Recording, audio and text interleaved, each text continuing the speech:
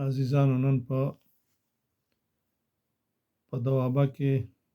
په هنګو کې ضلع هنګو چې د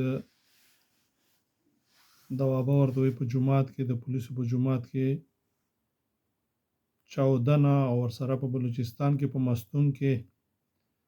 چې په لسګونه پښتانه او بلوچان پکې وژل شوي دي په سختو ټکو غندو باید موږ او تاسې نور اوده پاتې نه شو پښتنو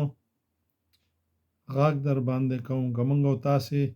همداسې یو لکه چې څنګه یو او ځان نه پوهوو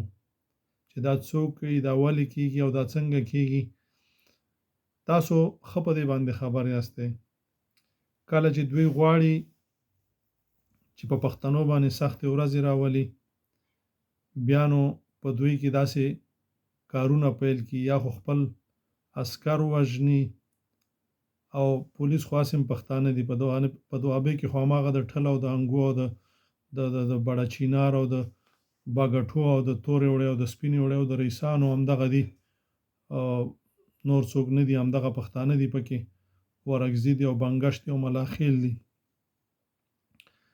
کله چې دوی غواړي په پښتنو باندې او په بلوچانو باندې سختې ورځې راولي دوی په هغې ځای کې یو څو خپل عسکر وژني چې هغه به هم پښتانه وي چې کله دوی ووژل یا دغسې دوی په جوماتونو کې چاودنې کوي بیا د دوی د امن په نوم باندې دوی عسکر رالیږي هغه ځایونو ته پوځیان هغه ځای ته راځي چې د پښتنو ژوند تریخ کا د پښتنو په سوزکي کې او که په پیکاپو کې او که په بسونو کې او که په ټانګو کې او که په خرګاډو کې خلک چې ځي یا په خپلو خپو باندې رواني هغه په هغه ځایونو کې د هغوی د دې په نوم باندې چې موږ د دوی امن ساتو بیا هغوی تنګۍ د هغوی تالاشیانې کوي ان تر دې پورې چې د هغوی میرمنې د هغوی ښځې تورسرې خویندې میندې ماشومان تنګۍ د دې په نوم باندې یو په هغه ځای کې پراته یي ستاسو بجټ هغوی خوري ستاسو هغه بېعزتیانې هغوی کوي ستاسو د خویندو میندو بېعزتیانې کوي تاسو ته په هغه ځایونو کې پراته یي په هغې نوم باندې ستاسو سکولونه نیسي ښوونځي نیسي جوماتونه نیسي مدرسې نیسي په هغه ځای کې پراته یي شناختي کارت وښیه د کوم ځای نه راغلی ته به د دوابې د پورې کلي نه به راغلی تا ته به د کوم ځای نه راغلی هغه د پنجاب نه راغلی تا نه پوښتنه کوي د باګټو نه راغلی د کوم ځای نه راغلی او چېرته ځي دا د ژوند تنګول دي په هر یو چیک پوسټ باندې چې د تاسو سره به کوي او بیا څه وایي چې دلته طالبان پیدا شوي دلته داعش پیدا شوی دلته چې د دشمن پیدا شوی دوی به خپل عسکر رالیږي او په دې ځینو باندې به پراته ځکه چې کاروبار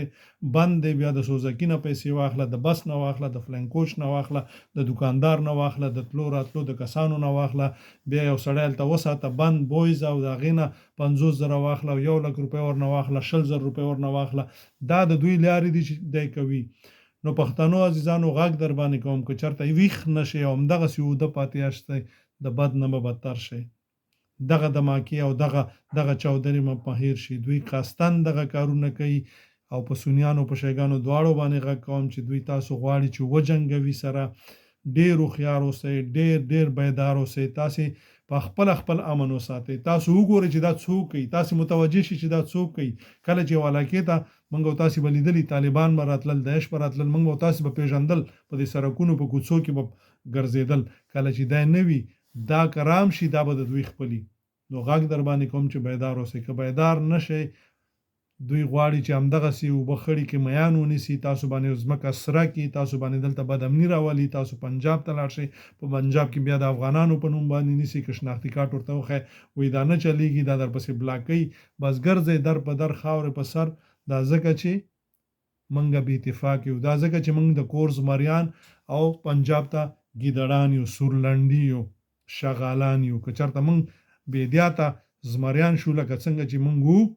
نو بیا به کار جوړ شي لاس یو بل ته ورکړئ یو د بل نه قربان شئ د خپلو مشرانو قدر وکړئ یو د بل او په پولیسو باندې غږ کوم داسې به وژل کېږئ که تاسو خپل اولس